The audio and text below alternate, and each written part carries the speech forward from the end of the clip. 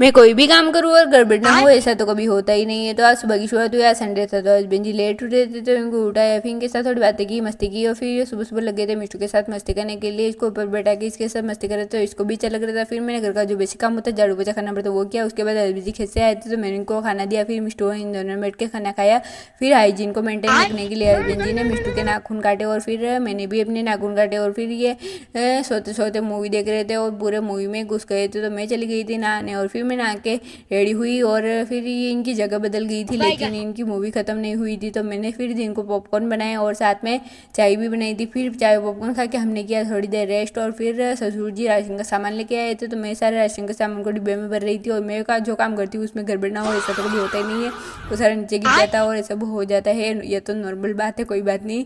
फिर डिब्बे को इग्नोर करना क्योंकि गाँव में डिब्बे ऐसे ही होते हैं। फिर मैंने शाम को राजमा को पकने के लिए रख दिया था कुकर में और राजमा पक रहे थे तब तक मैंने प्याज और टमाटर वो सब काटे। फिर शाम को राजमा बनाए और फिर रात को राजमा चावल खाए। चलिए मिलते हैं कल की व्लॉग में, बाय।